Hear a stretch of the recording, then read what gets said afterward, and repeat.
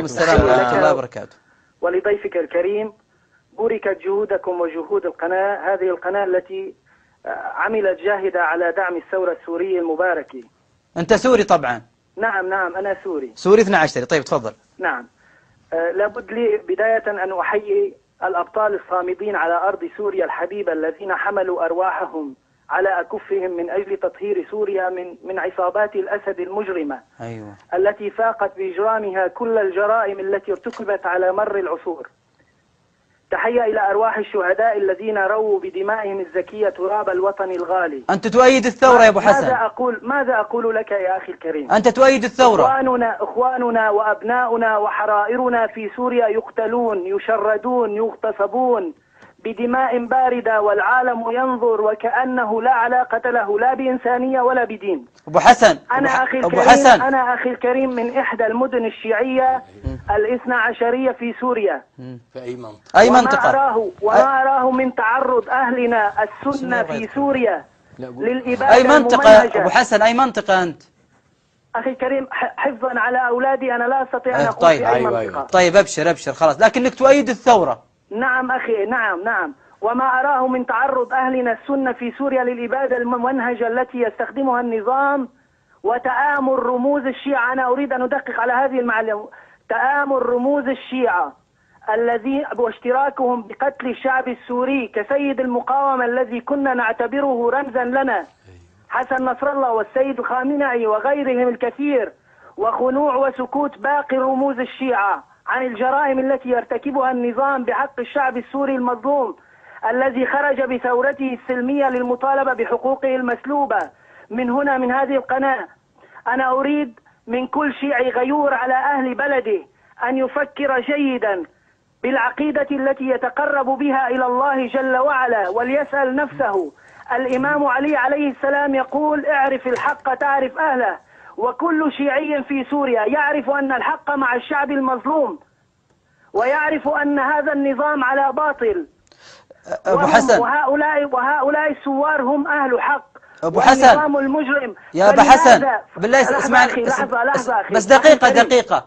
الآن أنت تتحدث عن الرموز أنهم يؤيدون بشار. أنتم الشيعة في الشام وفي غير الشام العامة البسطاء، أنتم تؤيدون الثورة السورية ولا تعترفون؟ أخي الكريم الكثير من أهل الشيعة اليوم يؤيدون هذه الثورة، ولكن لا حول لهم ولا قوة. أنا واحد من الناس أهدر دمي لمجرد تعليقي على الفيسبوك أني ضد هذا النظام. فأنا أريد من كل شيعي صاحب حق وضمير وهو يعرف أن الحق مع الثورة ليسأل نفسه لماذا رموز هؤلاء الشيعة يساندون الباطل ويدعمونه ويحاربون المظلومين. ولهذا أخي الكريم، وبعد أنا شخصيا وبعد ما رأيت من نفاق وخداع وكذب رموز الشيعة وفيما يتعلق بالثورة السلمية، ناهيك عما توصلت إليه من أباطيل وكذب وتدليس في العقيدة المضلة الضالة المبنية على الاحتمال والعاطفة والكذب. والله يشهد علي أني أبرأ إلى الله من كل معتقد يعتقده الشيعة، كما أبرأ إلى الله من كل هذا التآمر الذي يتآمره رموز الشيعة على أخوتنا السوريين في سوريا.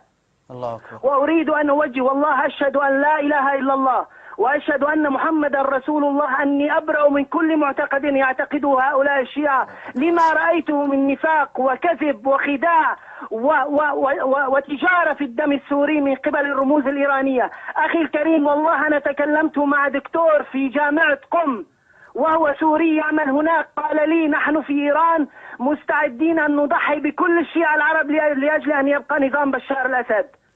ليفهم الشيعة، العوام الشيعة في سوريا ليفهموا أن إيران لن تنفعهم، وأن حزب الله لن ينفعهم، وأن هذا النظام المجرم قد ضحك عليهم وأوقعهم في فخ الطائفية.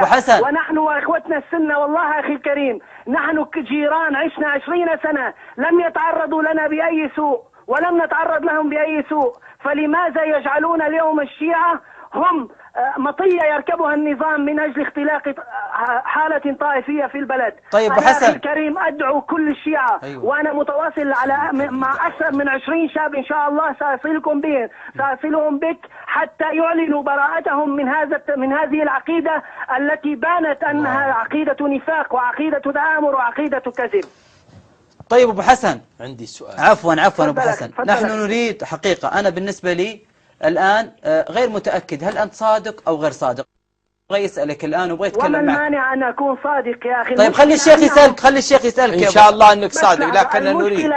المشكلة أن رموز الشيعة وعقيدتهم حتى جعلت مني أنا والله يعني اليوم أعلن براءتي من هذا التدين، إلا أن التقية التي أثقلوا ظهورنا بها يعني لا تنفعنا، لا إن كنا شيعة ولا حتى إن اهتدينا لا أحد يصدقنا. أنا لا أعلم لماذا لا تصدقون يا أخي. لا نحن نصدقك، بس إحنا نريد يعني منك أمرين. نريد منك أمرين بسيطين. الأول يعني أن تقسم بالله أنك صادق، لأن تعرف أنت قلت أن التقية عند الشيعة جعلت الناس في كثير من الأحيان لا يصدقون، فأنت فقط تقسم بالله بأنك صادق. ثانيا، هل أنتم تشيعكم من الأصل الشيعة وإلا تشيعتم أخيرا؟ طيب أخي الكريم، طيب أنا أقسم بالله العلي العظيم الذي لا أعبد إلا هو أني كنت شيعيا جعفريا 12 والآن أعلن براءتي أمام العالم، أمام من يسمع هذه القناة، أني أبرأ من هذه العقيدة، والسبب كما قلت نفاق وخداع رموزها إلى هؤلاء. أما عن السؤال الثاني، فأنا منذ ولدت هذه البلدة التي أعيش فيها أو المدينة التي أعيش فيها كلها شيعية. أنا لا أعلم أصلها، ما بحثت في أصلها هل كانوا شيعة أم تشيعوا. لكن أخي الكريم، أريد أن أترك رسالة عندكم حتى يسمعها أيضا علماء السنة الأحرار.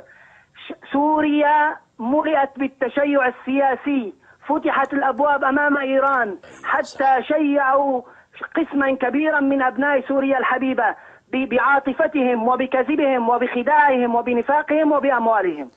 طيب أبو حسن، يعني التشيع يعني سياسي وليس ديني. لا أخي الكريم، تشيع سياسي هذا الغاية منه هدم الدين الإسلامي. طيب أبو حسن